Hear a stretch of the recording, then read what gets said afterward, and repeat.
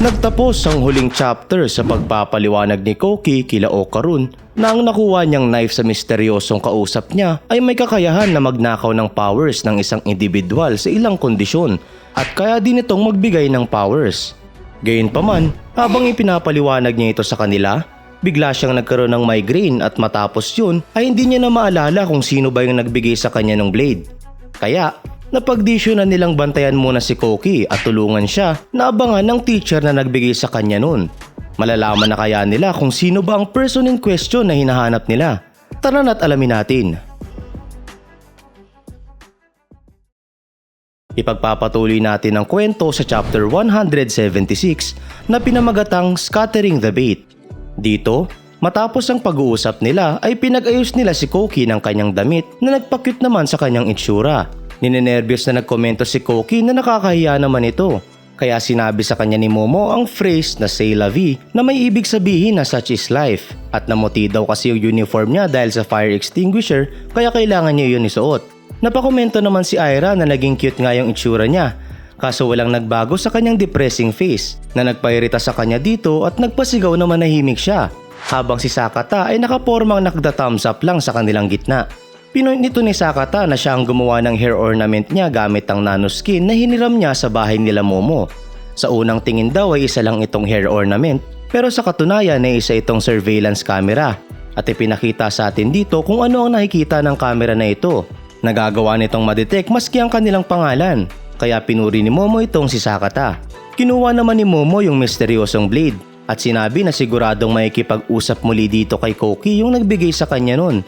At gamit ang hidden camera daw na iyon ay magagawa nilang madiscover ang kanyang identity.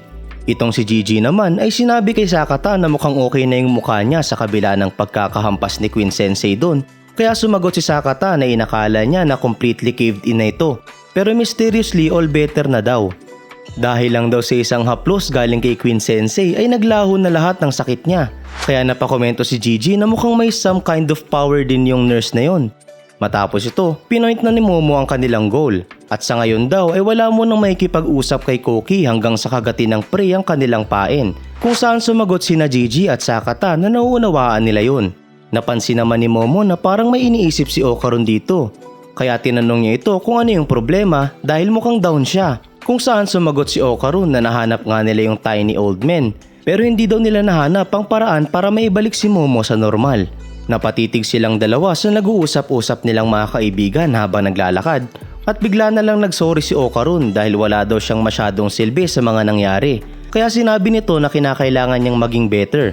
Paano niya naman daw yun nasabi? Tanong ni Momo. Ang galing nga daw ng kanyang ginawa nung nakaraan. Kaya pinoint ni Okarun na parang ang labo naman nun dahil sa uli. Umasa lang daw siya kay Momo nung dapat siya yung nagpoprotekta dito na nagpakilig naman kay Momo at napakomento na lang na as if naman talaga. Dahil sa pag-uusap nila, sinuggest ni Momo na kung gusto niya ay mag-training si Okarun sa ilalim ni Seiko. Sa sumunod na eksena, dumako tayo sa isang kainan at dito ay maraming in-order si Seiko para sa dalawang individual.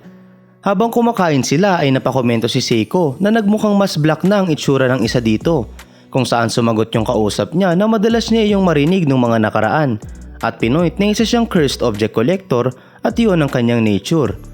May kita natin dito na tila ba may eerie na aura ang nakikita ni Seiko na lumalabas sa katawan nito, habang yung katabi naman nitong kumakain lang ay may Illuminati symbol sa kanyang jacket. Pinaliwanag ng kausap ni Seiko na kamakailan lang ay bumili siya ng bagong curse painting na inilagay niya sa kanyang bahay at ngayon daw ay nagkakaroon na ng maliliit na sunog sa bahay niya araw-araw, kaya ang hirap daw ng sitwasyon niya. Gayunpaman, kahit na nasusunog na daw ang ibang parte ng bahay niya, hindi naaapektuhan yung curse objects. Kaya proud nitong sinabi na hindi ba iyon nakaka-curious. Tila tuwang-tuwa yung lalaking ito habang kinikwento ang mga curse object niya kay Seiko. Kung saan bigla siyang tinanong ng katabi niya kung bakit hindi din siya nasusunog doon. Na nagpairita naman sa kanya at nagpatanong kung pinagtitripan ba siya nito at bakit naman daw siya masusunog. Sumigaw ito na mahal niya yung mga curse objects na yun, kaya bakit daw siya madadamay. Kung saan pinakalma na siya ng katabi niya at napatanong ito kung bakit ba siya sobrang nagiging emosyonal. Tinawag naman ni Seiko yung cursed object lover na payase at pinoint na iyon yung mismong dahilan kung bakit kinakailangan niya itong hingan ng isang pabor. Ibinigay ni Seiko dito yung curse trunk na pinangyarihan ng mala Jumanji na adventure nila Momo at hiniling niya dito na itabi muna iyon dahil mapagkakatiwalaan niya daw ito. Wala na din naman daw ito masyadong mystical power kaya dapat daw ay okay lang yon. Hindi makahinga sa excitement itong si Payase habang tinatanong kung seryoso ba siya dahil mukhang mother load of curses daw yung bagay na yon. Habang napapakomento naman yung katabi nito na mukhang nakakatakot yon at napatanong din kung ano yung istorya ng bagay na yon. Ipinaliwanag ni Seiko na merong isang idiot na pinakawalan niyon sa mundo at related daw ito sa recent incident sa Renjaku Apartments kung alam na nila yon na nagpagulat sa lalaking naka-bucket hat. Matapos yun, tinawag ni Seiko yung naka-bucket hat na Kashimoto at meron din daw siyang gustong itanong dito kung saan sumingit si Payase at sumigaw na Pasto Kashi kaya pinatahimik ito ni Kashimoto. Tinanong naman ni Seiko kay Kashimoto na tama daw ba na marami na itong nagawang research tungkol sa mga tiny old men. At ipiniliwanag na sa katunayan ay pumasok yung granddaughter niya na si Momo sa loob ng curse trunk na ibinigay niya kay Payase. Nakalabas naman daw yun, kaso nga lang ay lumiit yung katawan nun na nagpamukha sa kanya na parang isang pygmy. Kaya gusto niya daw sana na maibalik si Momo sa dati. Masaya na daw siya kahit makarinig ng rumors tungkol dun. Kaya tinanong niya kung meron bang alam itong si Kashimoto ng kahit anong paraan para maibalik sa normal na tao ang isang maliit na pygmy. Sumagot naman si Kashimoto na meron siyang alam habang dumating naman sa table nila ang isa pa nilang order. Kita ang pagka-excite sa mukha ni Seiko nang marinig niya yun at agad na tinanong kung totoo ba yun at ano daw ang gagawin niya. Habang si Payase ay napakomento na kung merong alam itong si Kashimoto ay bakit hindi daw ito magmadali at sabihin na lang agad. Kaya pinatahimik niya ito ulit. Ipinaliwanag ni Kashimoto na sa katunayan nga ay mas maalam pa daw si Seiko kaysa sa kanya patungkol dito na nagpataka naman kay Seiko.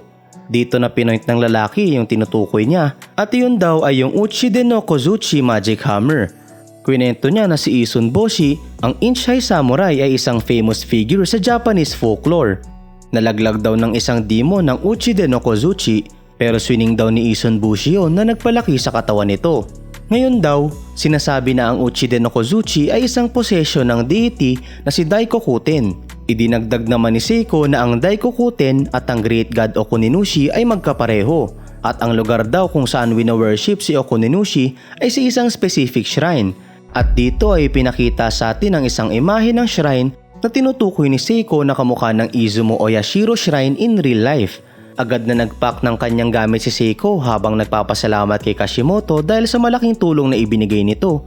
Kaya nagtaka si Kashimoto dahil sa agaran niyang pagpunta dun. Kung gayon daw ika niya ay magre-research din siya tungkol dito. Pero habang kinakausap niya pa si Seiko ay biglang may sumipa sa kanyang muka na nagpabangga at nagpatalsik sa kanilang dalawa ni Payase across the room. Kita ang pagkagulat sa mukha ni Seiko nang makita niya ito. At lumalabas na ang may kagagawan nun ay isang Jiangshi at may kasama itong sandamakmak na mga kauri niya.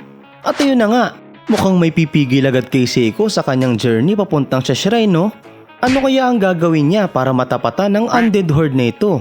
Abangan natin yan sa susunod na kabanata.